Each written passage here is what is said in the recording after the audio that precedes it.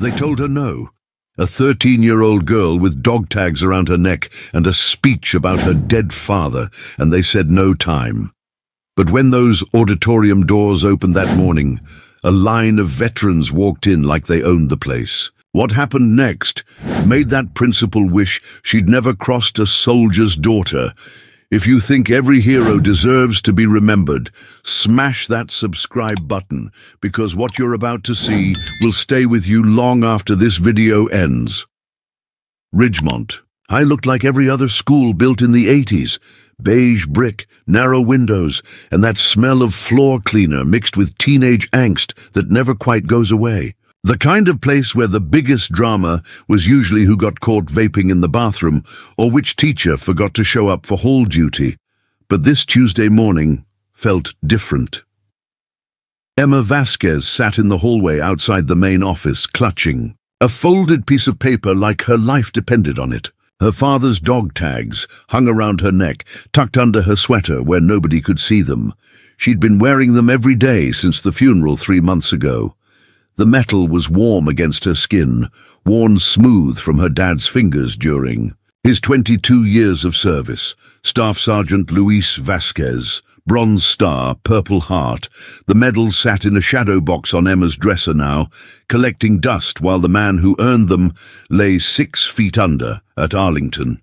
Principal Dana Huxley emerged from her office, clipboard in hand, looking like she'd rather be anywhere else. She was one of those administrators who smiled too much during parent conferences and used words like challenging when she meant problem. "Emma, sweetheart," she said, voice dripping with that fake sweetness adults use when they're about to disappoint you. "I've reviewed your Veterans Day tribute, and I'm afraid we just don't have room in the program." Emma's throat tightened. "But you said I could." "I know. And I'm sorry, but we need to keep things general this year, uplifting. Your piece is very personal." The way Huxley said personal made it sound like Emma had tried to submit pornography. "Instead of a tribute to her dead father, he was a hero," Emma whispered. "Of course he was, honey. They all were. But we have limited time slots, and frankly, some of the content might be too intense for younger students." Emma stared at her. Too intense. Like her father bleeding out in some desert halfway around the world was just too much reality for a suburban school assembly. "I've already printed the programs," Huxley continued, like that settled everything. "Maybe next year you can—" "There won't be a next year," Emma said quietly. "He's already dead." Huxley's smile flickered.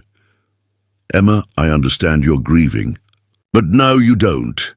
Emma stood up, the dog tag shifting under her sweater. "You don't understand anything." She walked away before Huxley could respond, leaving the principal standing in the hallway with her clipboard and her excuses. What Emma didn't know was that 400 miles away, in a VFW hall that smelled like stale beer and cigarettes, a group of men had just finished reading an email. An email from Ruben Martinez, the janitor at Ridgemont High, who nobody paid attention to, but who'd served 2 tours in Iraq before coming home to mop floors and fix broken lockers. The email was short. "They won't let Luis's girl speak about her. Father at the Veterans Day assembly. Said there's no room. Thought you boys should know. Master Sergeant retired." Jack Morrison read that email 3 times before setting down his coffee cup. He'd pulled Luis Vasquez out of a burning Humvee in Fallujah in 2005, carried him 2 clicks to the evac point while taking fire from 3 directions. Luis had lived that day, came home, had a daughter, and died of a stroke in a VA hospital while Morrison was fishing in Montana, completely oblivious. He picked up his phone and started making calls. By Wednesday night, Morrison's phone had buzzed 17 times. Text messages from guys he hadn't talked to in years. Some were truck drivers now. Others sold insurance or fixed air conditioners or drank too much and tried to forget. But they all remembered Luis Vasquez. "I can be there by 0800, texted Rodriguez. From Ohio, driving through the night, came from Patel in Tennessee. Wouldn't miss it from Chen in California. Morrison stared at his phone, watching the messages roll in. Luis would have done the same for any of them. Hell, Luis had done the same back when it mattered. Back when keeping each other alive was the only thing that mattered. He opened a group chat and typed, "Dress blues or civilian clothes?" The response came back fast. "Whatever makes the point." Thursday morning, Emma sat in first period algebra, staring at the Veterans Day assembly schedule posted by the classroom door. Her name wasn't on it, neither was her father's. It was like he'd never existed at all. The kid next to her, Tyler, was reading his tribute out loud to anyone who'd listen. His uncle had served 6 months in Kuwait, mostly sitting in air-conditioned command posts, eating MREs and complaining about the heat. Tyler's tribute was full of words like freedom and sacrifice, but Emma could tell he'd never seen his uncle wake up screaming from nightmares or stare at the wall for hours without speaking. "Pretty cool, right?" Tyler said, fishing for compliments. "My uncle says Kuwait was intense." Emma didn't answer. She was thinking about the time she'd found her dad crying in the garage at 3 a.m., holding a picture of men whose names she'd never learned but whose faces haunted him until the day he died. Outside the school, cars had been arriving since 6 a.m. Nothing flashy. A beat-up Ford F-150 with veteran plates, a Honda Civic with a Purple Heart sticker in the back window, a Harley-Davidson that rumbled like distant thunder. The men getting out of those vehicles didn't look like Hollywood soldiers. Morrison had grey hair and a bad knee from an IED blast. Rodriguez walked with a slight limp from shrapnel that doctors couldn't get out. Chen looked like an accountant, which he was, except for the tattoo on his forearm that marked him as 82nd. Airborne. They didn't wear uniforms. Most of them didn't even own uniforms anymore, but they stood like soldiers, moved like soldiers. When they looked at each other, they communicated in the wordless language of men who'd shared foxholes and fear and the peculiar brotherhood that comes from being willing to die for strangers. Principal Huxley was in her office, practicing her opening remarks, when her secretary knocked on the door. "Ma'am, there are some gentlemen here to see you." "About what?" They didn't say, but they're asking about the Veterans Day assembly. Huxley frowned. Parent complaints were nothing new, but something in her secretary's voice made her nervous. She followed the woman to the front office and stopped dead. 7 men stood in the lobby. They weren't threatening exactly. They weren't raising their voices or making demands. They were just there, taking up space in a way that made the room feel smaller. Morrison stepped forward. He was wearing a flannel shirt and jeans, but somehow he looked like he was in uniform anyway. "Principal Huxley, I'm Jack Morrison. We served with Luis Vasquez." Huxley's smile appeared instantly, the same one she used for angry parents and budget meetings.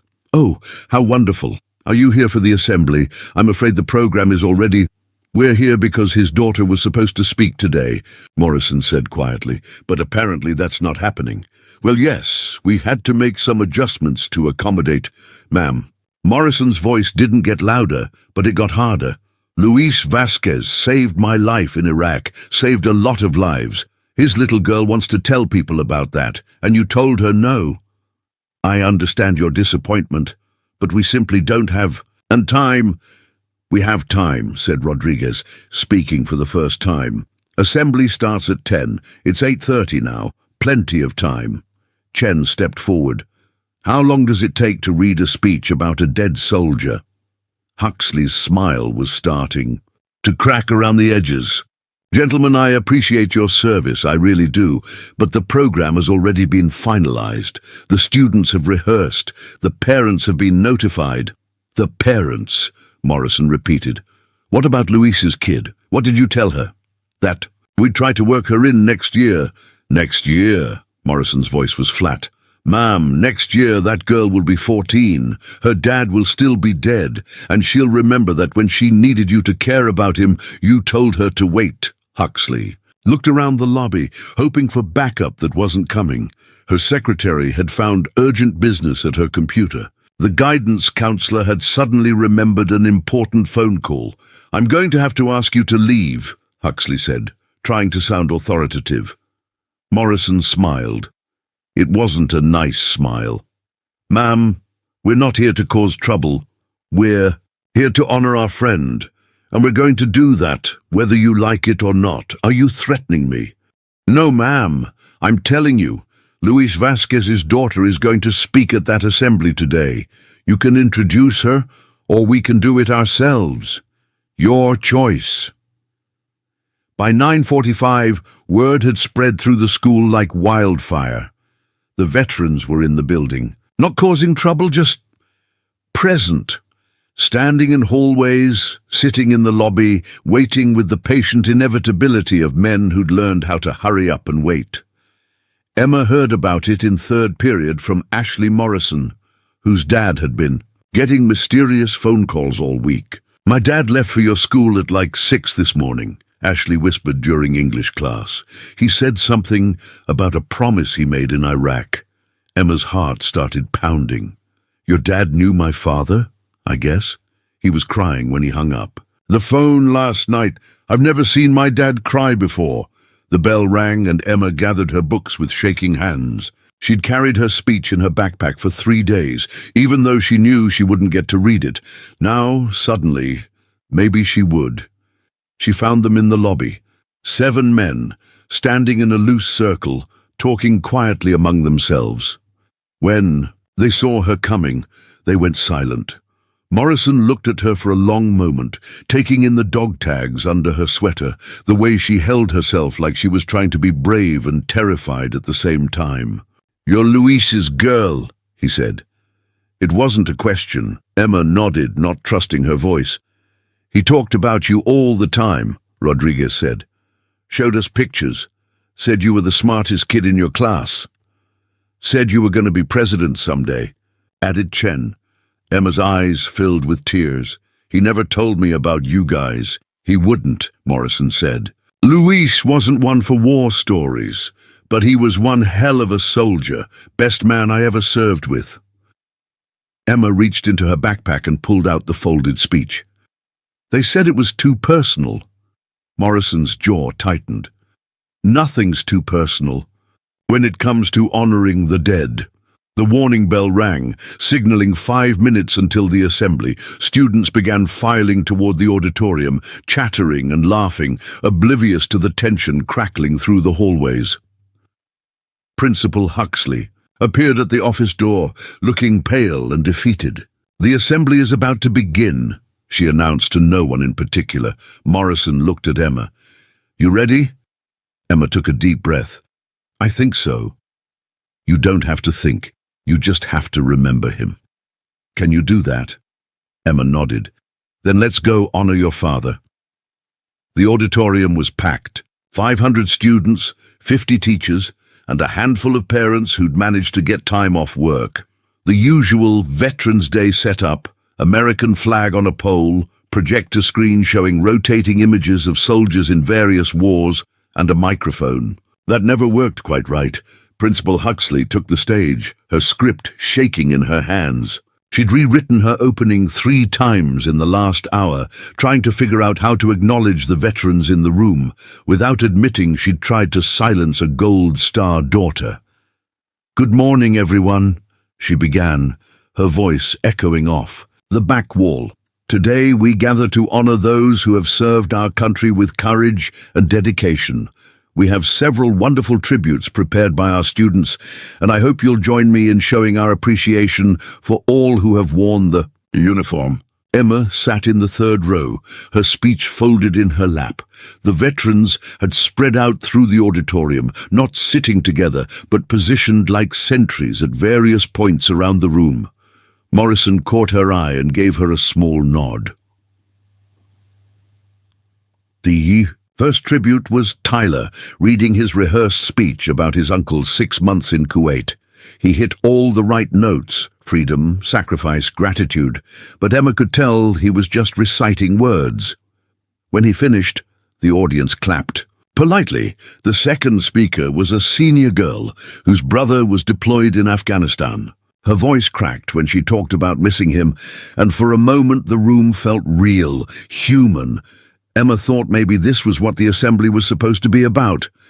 Then Huxley called up the third speaker, and Emma realized her name still wasn't being called. She looked around the auditorium. Morrison was leaning forward in his seat, hands clasped. Rodriguez had his arms folded across his chest, staring at the stage with the intensity of a man calculating firing angles. Chen was taking notes on the back of a program, like he was documenting everything for a report. The third speaker finished, then the fourth. Emma's hands were shaking now, anger and disappointment warring in her chest. They were really going to do this. They were going to pretend her father didn't exist. Huxley returned to the microphone. Now let's take a moment to observe 60 seconds of silence for all those who have made the ultimate sacrifice. The auditorium went quiet. Emma closed her eyes and tried to picture her father's face, but all she could see was the shadow box on her dresser and the folded flag that had covered his coffin. When the silence ended, Huxley smiled her fake smile. "Thank you. That concludes our Veterans Day Assembly. Please file out quietly and—" "Excuse me." Morrison's voice cut through the microphone's feedback like a knife. He was standing now, and when he spoke, every head in the auditorium turned. "Ma'am, I think you forgot someone." Huxley's smile froze. "I'm sorry?" "Staff Sergeant Luis Vasquez, Bronze Star recipient, Purple Heart. Father of Emma Vasquez, who's sitting right there in the third row." Morrison pointed, and 500 pairs of eyes followed his finger to Emma's seat. Emma's face burned, but she didn't look away. "Sir, I appreciate your—" Huxley began. "No, ma'am, you don't appreciate anything." Rodriguez was on his feet now, too. "You told a 13-year-old girl that her dead father wasn't worth 5 minutes of your time." A murmur ran through the crowd. Students were looking back and forth between the stage and the veterans, sensing drama, but not understanding its source. Chen stood up. "Luis Vasquez pulled 3 men out of a burning vehicle in Fallujah, 2005. 2 of those men are in this room, right now." Patel rose from his seat near the back.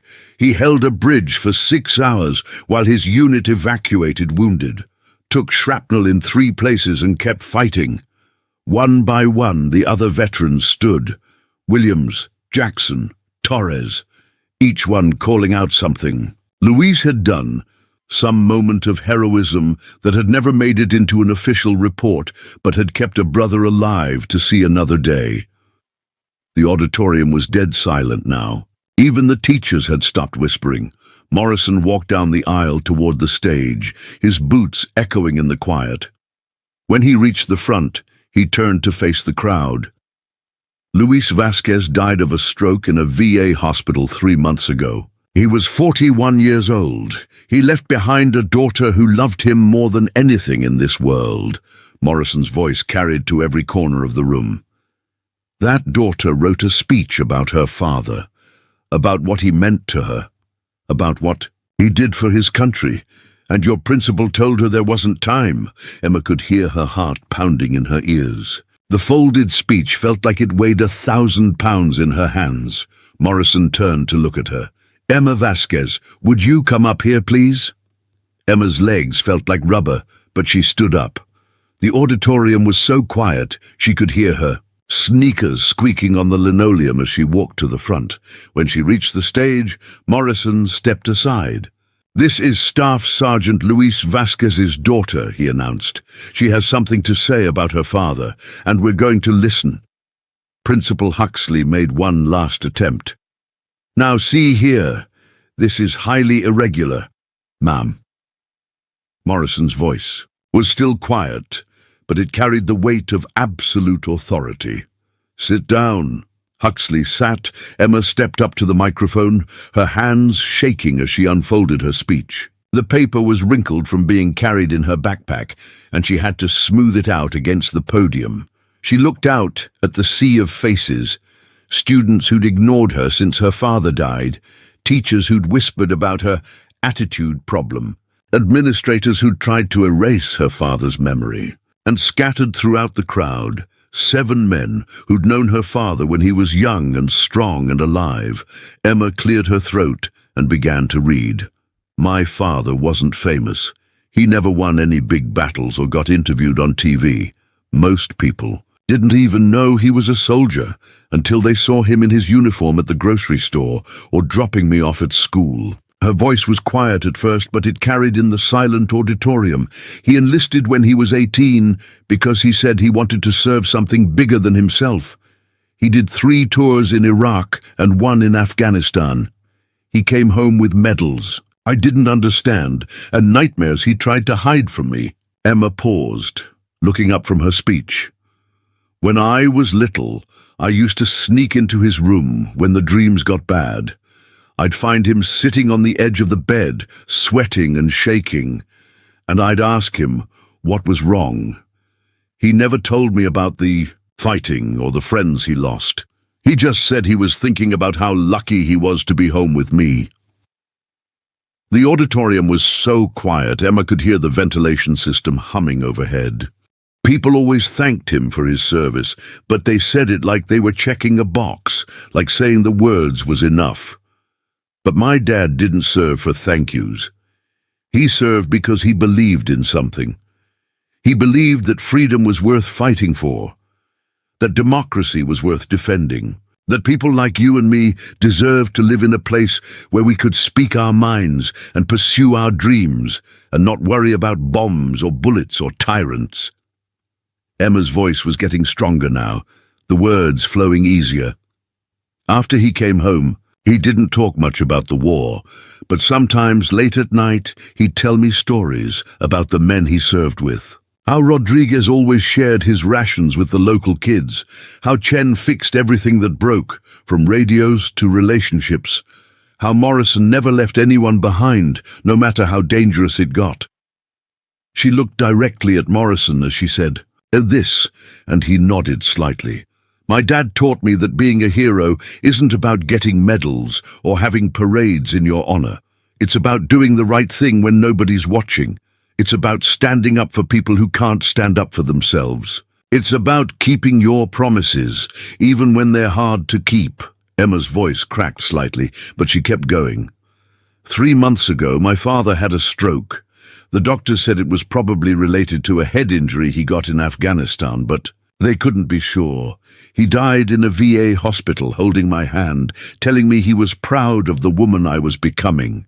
Tears were running down her cheeks now, but her voice remained steady. I wanted to speak at this assembly because I wanted you to know who he was. Not just that he served, but that he was a good man. A funny man who made terrible dad jokes and taught me how to change a tire and never missed one of my soccer games, even when he was having the bad days. She looked out at the crowd, her eyes finding each of the veterans in turn. But mostly, I wanted you to know that freedom isn't free, that the reason we can sit here in this safe school, in this safe town, is because men like my father were willing to go to dangerous places and do dangerous things.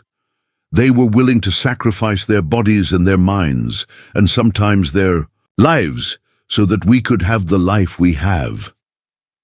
Emma folded the speech and stepped back from the microphone. For a moment, the only sound in the auditorium was her own breathing. Then Morrison stepped forward. Ladies and gentlemen, Emma Vasquez, daughter of Staff Sergeant Luis Vasquez, American hero. The applause started slowly, a few scattered claps from the veterans. Then it spread, growing louder and more sustained, until the entire auditorium was on its feet, clapping not just for Emma, but for her father, for all the fathers and mothers and sons and daughters who'd worn the uniform and paid the price. Emma wiped her eyes and looked out at the crowd. In the back row, she saw Principal Huxley, clapping with tears running down her face. Students who'd never spoken to her were applauding like their lives depended on it. Teachers were nodding with something that looked like respect. But what mattered most were the 7 men scattered throughout the auditorium, the ones who'd known her father when he was young and afraid and far from home. They weren't clapping. They were standing at attention, their hands raised in sharp military salutes, for Luis, for Emma, for the promise they'd made to each other in the desert that no one would be forgotten, no one would be left behind. Emma touched the dog tags under her sweater and smiled through her tears. Her father would have been proud. When the applause finally died down, Morrison returned to the microphone one last time. "Thank you for listening," he said simply. "Luis Vasquez was our brother. Emma Vasquez is his legacy. Don't forget either one of them."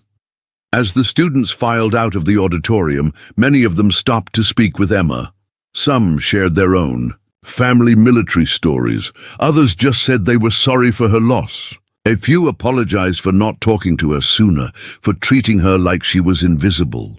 Principal Huxley approached last, her earlier confidence replaced by something that looked like shame. "Emma," she said quietly, "I owe you an apology.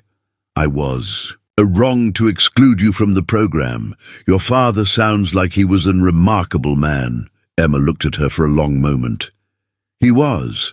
And next year, when you plan the Veterans Day Assembly, I hope you'll remember that every veteran has a story worth telling, even the ones who aren't here to tell it themselves." Huxley nodded. "I will. I promise." As Emma gathered her things and prepared to leave, Morrison approached her one last time.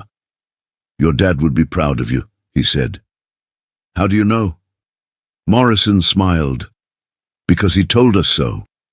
Every day we served together, he talked about you, about how smart you were, how brave, how you were going to change the world someday." He paused.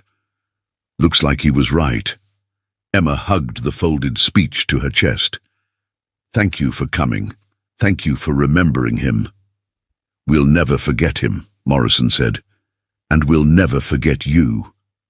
As Emma walked out of the auditorium, she could hear the veterans talking quietly behind her, swapping phone numbers and promises to stay in touch. They'd come together for Luis, but they'd found each other again in the process. Outside, the autumn air was crisp and bright. Emma pulled out her phone and took a picture of her father's dog tags, still warm against her chest. She'd post it later, with the caption, "Heroes never die.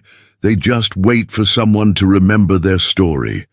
Her father was gone, but his legacy lived on. In the medals on her dresser, in the flag by his grave, and most importantly, in the daughter who refused to let the world forget who he was and what he'd given for all of them.